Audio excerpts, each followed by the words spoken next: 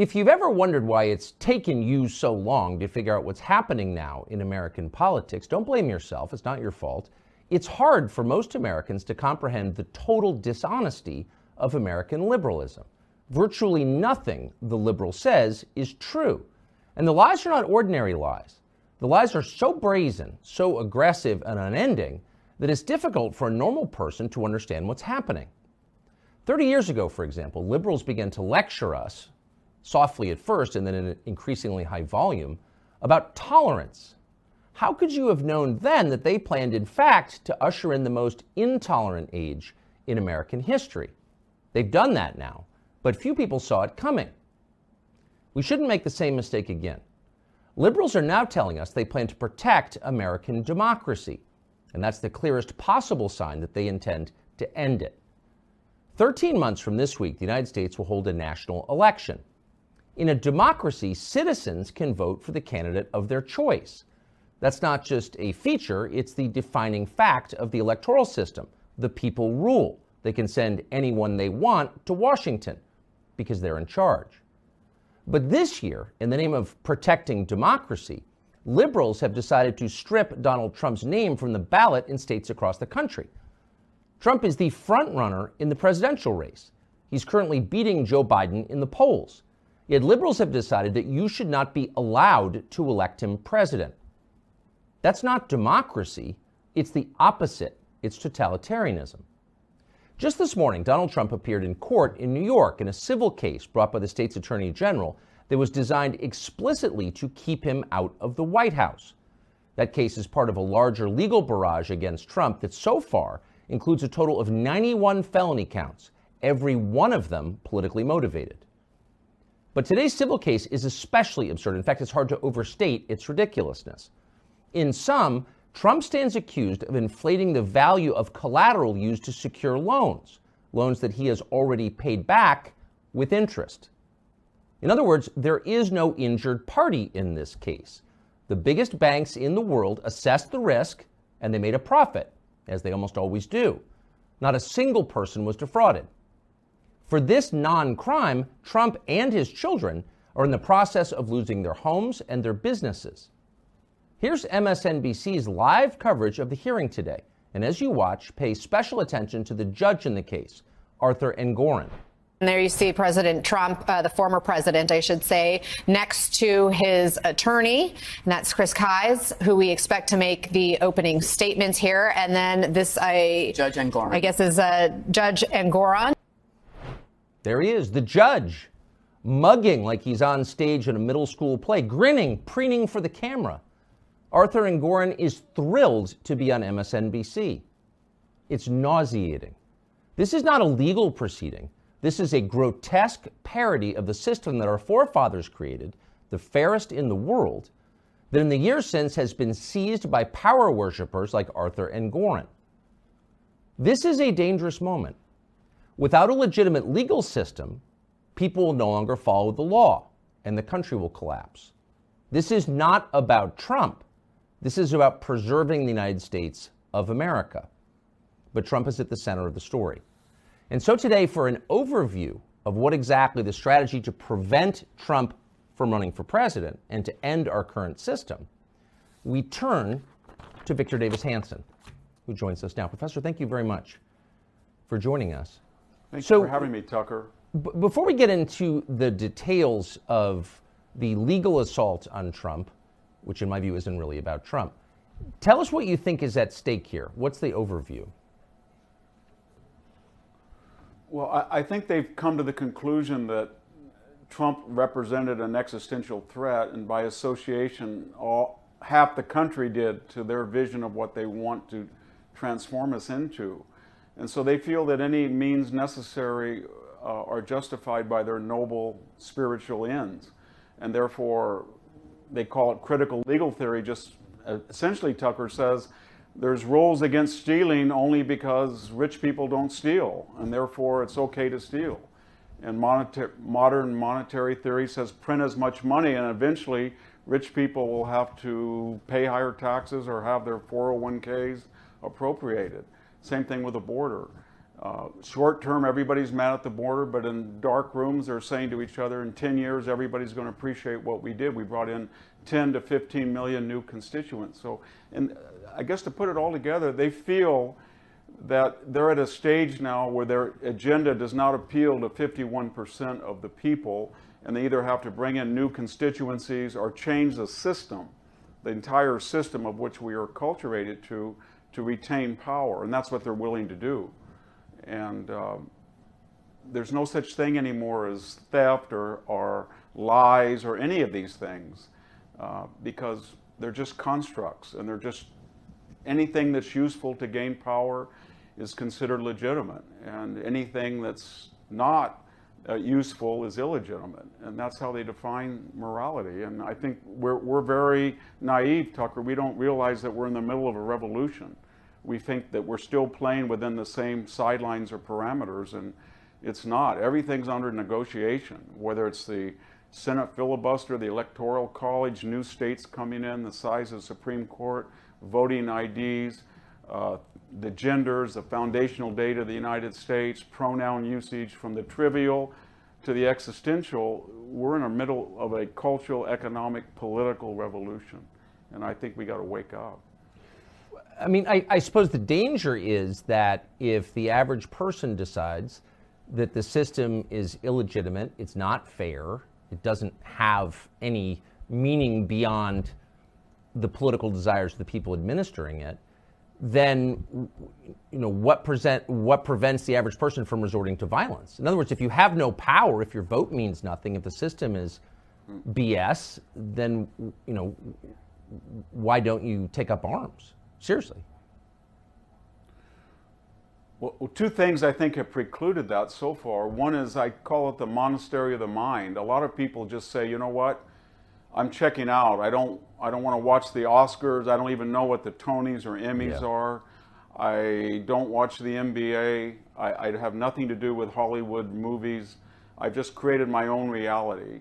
And the other is, under our federalist system, we're having millions of people.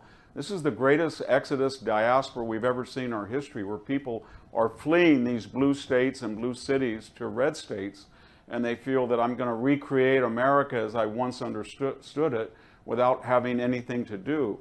And so far, that's kept us sort of viable, but for them, that's not enough. It's never enough to have 2 million illegal entrants or 3 million. They got to have 8 or 9 or 10.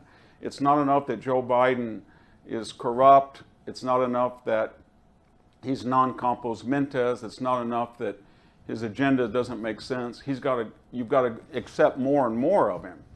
And I think they keep pushing the envelope, and these safety valves that I just mentioned, I don't know if they're going to be enough already. But right now, I think there's one last effort on the part of conservatives. They're going to say, you know what, we're going to speak up as we've never spoken up before. We're going to go after Target. We're going to go after Disney. We're going to say that we're going to go after the 3-gender movement, and we're going to try to win this election. We're going to try to win the House. We're going to try to win the representative. We just have to unite behind, and we'll see if that works. I'm really afraid. Everybody says democracy's in danger, but I think if they feel that they have the majority of the people, and I think the majority of the people are against this progressive Jacobin agenda, and they still can't find power, then we're going to be in new territory. We're in new territory now. And so there are legitimate efforts to rectify and stop this madness, and let's see what happens in 2024. But I don't think it works anymore just to migrate to a red state or to drop out of the popular culture. You've got to get control of the political apparatus of the country through elections. And your worry is legitimate. If you can't do it through fair elections, then what do you do? So I think this election, I know everybody says that each election is paramount, but this one is very important because we're in the middle of a revolution, and it's our only avenue to a counter-revolution to return to normality. What would you say to the people who stopped paying their cable bill and moved to Florida and feel like everything's fine because their neighborhood is fine? Why is that a bad strategy, dropping out and moving? Because they can find you. And by that I mean Florida or Tennessee or living in Texas is a great advantage than living in California or Michigan or Oregon or Washington or Maryland. But eventually the federal government is not satisfied to leave you alone. And so when you go on your Google search, it will be calibrated by an algorithm to make sure that you have results that don't represent reality.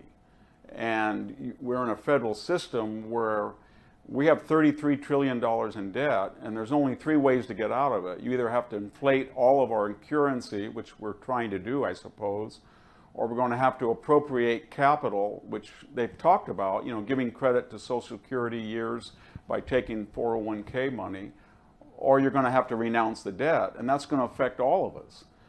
And I don't need to mention that a lot of this crime is going across state lines, and you can be in red state Texas, and the federal government can say you can't protect the Texas border, or maybe it can redefine the American border as the border with Oklahoma and tell it Texas. You're not sending your illegals northward, but you're not going to be able to stop them coming into your state because we've targeted you for radical demographic change.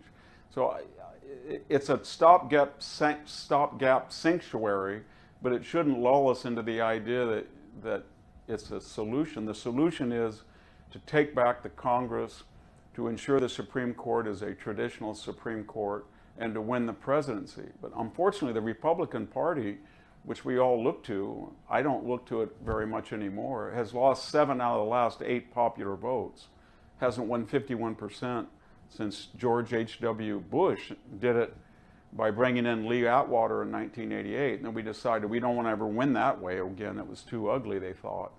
So I guess the idea in the national level is to win, to lose nobly and never to win ugly. But we've got to change that attitude because we're dealing with people that are not democratic liberals in the way that we used to define them as Bill Clinton or Harry Truman or JFK. This is a new generation of, as I said, Jacobins, and they believe that any means necessary are justified morally to achieve their morally superior aims. What happens if Democrats win the presidency in 2024? If they win the presidency, that means they'll keep the Senate and they'll probably take back the House. And then I would expect that we would see another 10 or 15 million illegal immigrants come across the border, and there would be efforts to confine those immigrants from going to northern cities. They would stop them somehow. I would assume that we would probably have advisors in Ukraine, and that would be charitable. I think people really do want to intervene in Ukraine with U.S. manpower. I would assume that what we see in the big cities crime-wise would extend, but it would also extend in the civil sphere as we see with Donald Trump. That lawsuit that you mentioned is very important, Tucker, because it shows you that critical legal theory is not happy just to let people ransack, smash and grab, carjacking without consequences. They really do want to go after private capital in the civil sector, and they will start filing lawsuits as you wouldn't believe. And I think we'd also expect that the FBI, the CIA, the DOJ would have a referendum. I guess they would think the election was a referendum on them, and they're free to do what they have been doing, but at an accelerated rate. So I think it would be a disaster. And I think racial relations would get a lot worse as well. They're getting bad now once we gave up the idea of ecumenicalism and turned to racial essentialism is what the Democratic Party has forced down everybody's throats. So it's going to be scary if they win, because that means they'll probably take the House and the Congress, the entire Congress, and there won't be any redress of grievances. I don't see it, but I don't think they will, because they don't have any popular support. Every single one of Joe Biden's issues, economy, crime, energy, foreign policy, the border, he's polling 30 or 40%.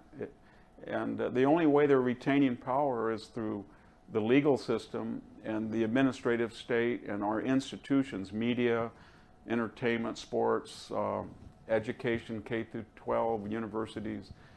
And it's kind of an artificial way of getting power without popular consent. That's why I think you were right on when you said they don't believe in democracy. In fact, op-ed writers in the New York Times will say that now, that democracy is a flawed idea, because it doesn't any longer ensure the result that they have to have. Like good Bolsheviks or good Jacobins, they eventually always turn on elections. They don't want them. And so we'll see. It's going to be a very explosive. I hope everybody can keep their head, because I think the next 12 to 18 months are going to be the most explosive in our history since the Great Depression. Do you think Trump is leading now? What do you think would happen if 11 months from now Trump were still leading? Yeah, well, we're uncharted. We have no idea about this election, Tucker, because first of all, we've never had a president running against an ex-president, number one. Number two, we've never had an incumbent president that is utterly corrupt, like Joe Biden, and has lost all of his, or most of his cognitive facilities, and is very unpopular. And yet we've never had a challenger who has been the victim of lawfare and is facing 91 indictments. And every time people say they wouldn't dare do this. Fani Willis wouldn't dare. Letitia James is just an absurd prosecutor. She wouldn't dare. Alvin Bragg is a buffoon. He wouldn't dare. Jack Smith is a partisan. Every time people say that, they do. And so I don't know if there's a strategy to keep Donald Trump either out of a gag order or out of confinement at Mar-a-Lago or out of jail. So you can see where we're headed to, where Joe Biden isn't really a viable president anymore. He's a construct. He's being used by the hard left, by the Obamas and the Elizabeth Warren, Bernie Sanders squad wing of the Democratic Party. And it's getting to the point of caricature. So you put all of those things together and add in a Kamala Harris that frightens everybody, because we've never had such an incompetent vice president, I think, and one so unfit to be president. And everything, all bets are off. It's like putting a group, all sorts of ingredients of explosive into a kind of device, and it's going to blow up, I think, somehow. But I don't think we can predict what's going to happen. It's just too volatile. I think the left feels that they want to push the envelope. They want to take the leading Republican candidate and they want to create charges against him, which they know they would have never lodged had he just said, I don't want to run for president. They would have let him alone. So these are patently political, and they want to destroy him psychologically, financially, and of course politically. And they think they can get away with it without a pushback, and we'll see. And so I think the other candidates are going to be, I don't know what their line should be, Tucker, but I think it should be, if you want to vote for me, I am going to be viable, and I'm going to make sure that they never do to Donald Trump what they're doing now, and I'm in a better position to help Trump than he is. That's the only, I think, legitimate argument to make, that this involves everybody. And if you're going to run for president and you feel that you embrace the MAGA agenda, you should say that I will not be in jail. I won't be exposed to the same degree. And if I can survive, I will change the system and make sure Donald Trump is exonerated and no one else has to face this. But otherwise, it's going to be a very complex, bizarre, baffling period. I don't think the founders had, this is their worst nightmare, 2023-24. I don't even think you'd have to support Trump's agenda or Trump the man to see this as an assault on a centuries-old system that's worked better than any other. And I wonder why almost nobody in Washington seems to see that or be willing to say it out loud. Yeah, the only question I have about that is I don't know why they did not go to the same extremes. They did go to extremes against McCain and Romney, etc.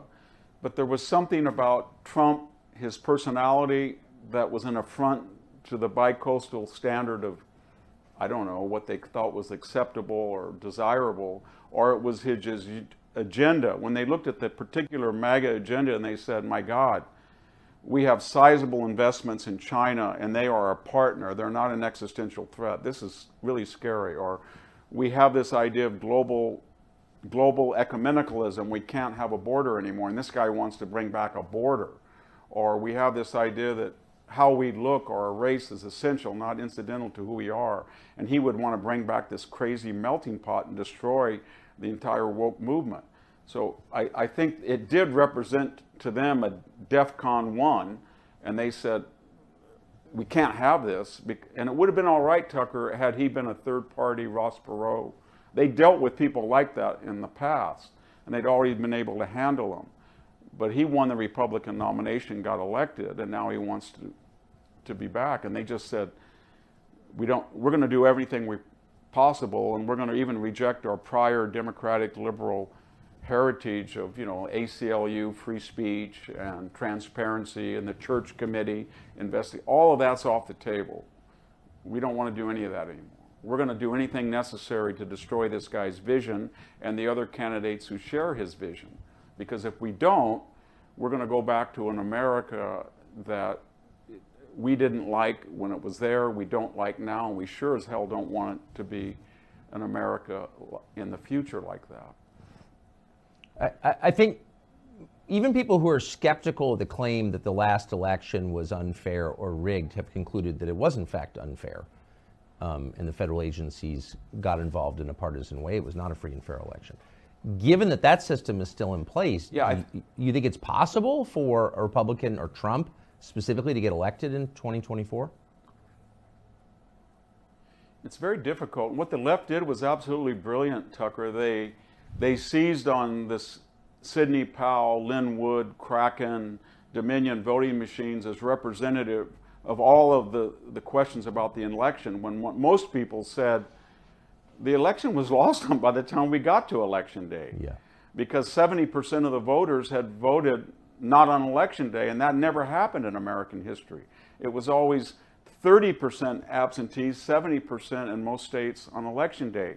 But they systematically used COVID as an excuse and went into about 9 states and changed the voting laws.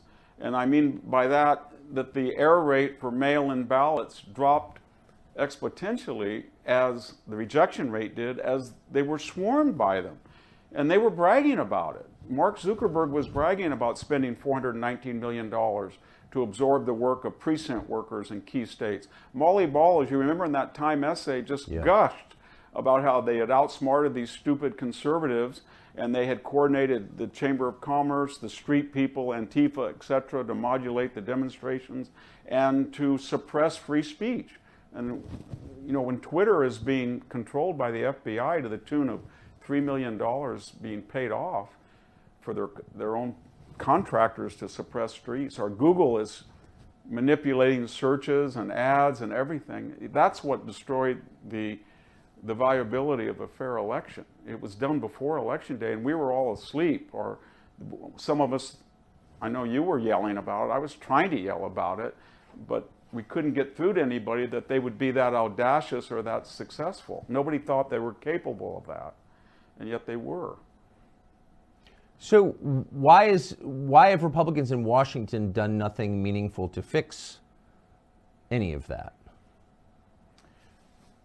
I think the traditional answer to that is probably accurate, that there's a culture that is created, and it's kind of a lose nobly, avoid winning ugly, profit both financially and psychologically, the status quo, and they feel that their own constituents, some of the Republican constituents, are kind of out there and an embarrassment to the type of culture and environment that they operate in Washington. And so the sense is, I'm not going to be too affected by the left-wing takeover, because I know I can make the necessary adjustments in a way that my constituents can't.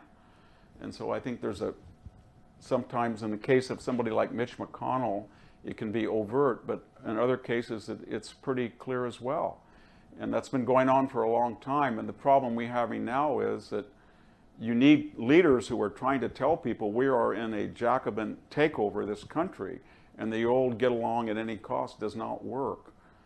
And I don't think people want that disruption in their comfortable lives in Washington. I mean, if you say to somebody in the Republican establishment, you've got to break up the FBI, you've got to take the headquarters and put it in Kansas City and farm out the divisions to other cabinet posts to prevent that concentration of really dangerous power. You've got to do something with the CIA. You've got to do something with the DOJ. We've got to have massive legal reforms. I don't think they're up to that. I really don't. I don't think they're up to being trashed in the Washington Post or the New York Times, or not being invited to a particular guest spot on a network news, or being shunned by NPR and PBS. They're just not up to that, or having their books trashed by book reviewers on the left. They don't want that. There's a few that do, but until we get a lot of people who say, you know, you on the left culturally have nothing that I want. And so when you hate us and call me names and you lie about, I take that as a badge of honor. I don't try to provoke you. I want to get along with you, but you have no cultural influence over me anymore. And I'm going to be an advocate for returning to the country to the principles upon which it was founded. I think that's what people want to hear. And I think in 2024, they'll hear that.